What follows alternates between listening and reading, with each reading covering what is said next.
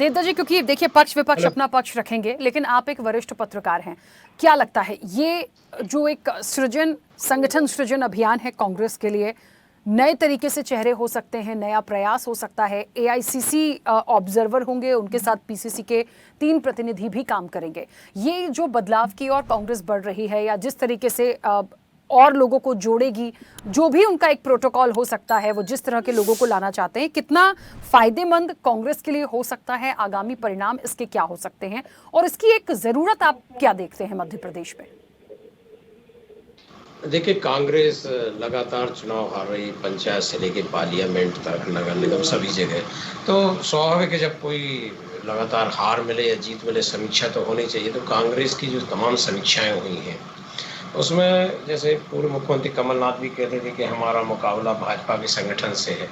तो एक जो निष्कर्ष निकला है कि भाजपा का मजबूत संगठन है जो एन टाइम पे चुनावी जिस दिन मतदान होता है उसके पहले वो पूरी कसावट ऐसी कर लेते कि अपने पक्ष में मतदान करा देते हैं, अन्य कारणों की अपेक्षा एक महत्वपूर्ण कारण।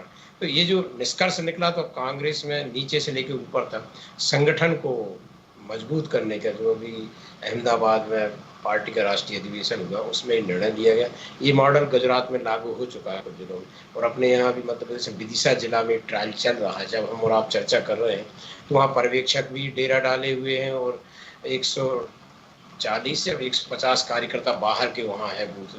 तो निश्चित रूप से यदि कांग्रेस जैसा कह रही है, यदि ऐसा कर पाई तो उसके लिए बहुत संभावना वाला प्रदेश बन जाए, क्योंकि मध्य प्रदेश में 2 ही दल हैं, या तो भाजपा या कांग्रेस बारी बारी से सत्ता में आते। और यदि कांग्रेस अपनी इस कमजोर कड़ी को दूर कर लेती है तो वाकई में उसके लिए बहुत अच्छा है। और देखो आप, एक बार उसने 2018 में कुछ ऐसे प्रयास किए थे, पहली बार मंडलम का प्रयोग किया संगठन में और वो सत्ता में आ गए। ये बात और है कि वो 1.5 साल से ज़्यादा चला नहीं पाए और अब आपसी फूट के कारण सरकार गिर गई। लेकिन एक बार फिर कांग्रेस में बड़े पहली बार ऐसे प्रयास हो रहे हैं कि जिसमें संगठन स्तर पर, और तेरा मेरा नहीं कि ये किसी छत्रप का समर्थक है, जमीनी स्तर पर टटोला जा रहा है कि कौन काम करेगा, कौन संगठन के लिए मजबूत रहेगा। इसी तरह युवा कांग्रेस के चुनाव भी बड़े विधि तरीके से हो रहे हैं। तो कांग्रेस अभी आगाज तो अच्छा है, अब अंजाम क्या होता है ये देखने वाली बात हुई, क्योंकि जिस कथनी करनी में भेद न रहे। जिस तरह से इच्छा शक्ति जाहिर कर रहे हैं खड़गे जी, राहुल गांधी, और प्रदेश में जो ऑब्जर्वर हैं प्रदेश अध्यक्ष, यदि उस लिहाज से काम कर पाए तो वाकई में कांग्रेस की कायाकल्प हो सकती है प्रदेश में, इसमें कोई दो मत नहीं। क्योंकि कांग्रेस बहुत पुराना संगठन है, आज भी उसके गांव-गांव में लोग हैं, लेकिन बिखरा हुआ संगठन, और जो लोग निष्क्रिय थे उनको पदाधिकारी सैकड़ों हजारों में संख्या पदाधिकारी, और पता चली पदाधिकारी अपना बूथ नहीं जिता पा रहे हैं, कहने को प्रदेश महामंत्री, और बूथ में हार रहे हैं लगातार से। तो ऐसी सब चीज़ें हैं, यदि इनको सुधार पाए कांग्रेस तो उसके लिए ठीक रहेगा, अन्यथा जैसा है तो चल ही रहा है, हम और आप देख ही रहे हैं। जी। बिल्कुल देवदत्त जी, लेकिन एक महत्वपूर्ण सवाल ये भी है कि जिस तरीके से कांग्रेस में हमेशा गुटबाजी की बात कही गई है, ठीक है, इसमें कितना परिवर्तन हम देख सकते हैं और क्या ऐसी भी चीजें आ सकती हैं कि भाई आप कितना निष्पक्ष होकर काम कर पाएंगे? जो भी एक पैनल तैयार होगा उसमें किसी बड़े दिग्गज का इंटरफेरेंस नहीं होगा, जो गुटबाजी के लिए हमेशा कांग्रेस पर सवाल आते हैं। तो ये भी एक बड़ा टास्क होगा कांग्रेस के लिए, मानते? बिल्कुल, वो तो है, कांग्रेस के लिए हमेशा से यही सबसे बड़ा टास्क रहा, चुनौती रही कि गुटबाजी बहुत है। मैंने अभी कहा था ना कि 1.5 साल में सरकार क्यों गिरी, गुटबाजी के कारण गिरी।